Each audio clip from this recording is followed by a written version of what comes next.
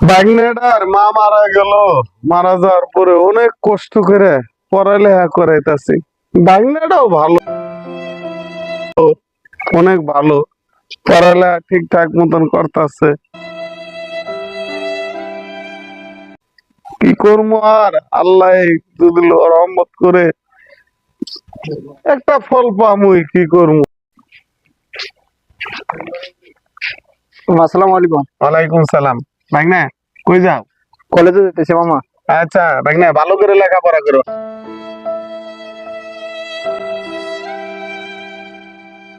হে mister ভাই, কি?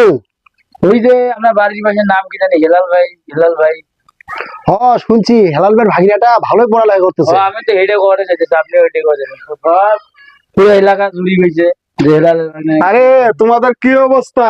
আসসালামু আলাইকুম। ওয়ালাইকুম সালাম, ভালোই আছো? আলহামদুলিল্লাহ আছি। আপনারই কথা কইতেছে অনেক।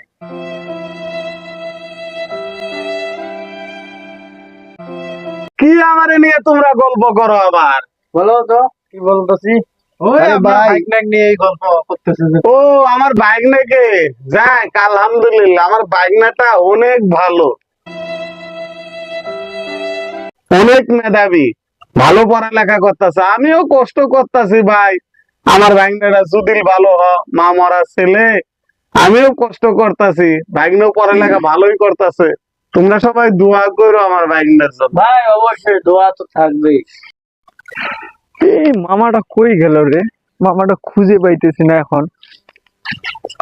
মামা, এই মামা আমি খুঁজে বেড়াই, মামা এখানে বসে গল্প করে। আরে আরে ভাগ্নে, মামা, মামা আমার তো পরীক্ষার রেজাল্ট দিছে। আমি তো রেজাল্ট পাস করে দিছে? গেছি। মানে তুই পাস করছো? হ্যাঁ মামা, ভাগ্নে এটা কি পাস করলি? আমি বিকম পাস করেছি মামা। হাই রে ভাগ্নে, তোর আমি এত কষ্ট করে লেখাপড়া করাইলাম, তুই বিকম পাস করছস। আমি ভাবছি তুই পড়ালেখা করে দেশের মধ্যে অনেক একটা ভালো বড় লোক হবি, শিক্ষিত হবি, আর তুই মাত্র বিকম পাস করলি। তুই আমার স্বার্থ কর্ম সব শেষ করে দিলি। আরে মামা, আমার কি সাথে কয়? কি হলো রে? কি কয় মামা? তুই রে, তুই পাস করছস, আমার পড়ালেখা সার্থকতা সব শেষ হলো, সব। শখ ভাই, কি বুঝলে না? এতক্ষণ মানে গল্প করতেছি, গর্ব করতেছি, এমন একটা মামা ভগ্নে কি শুরু করি।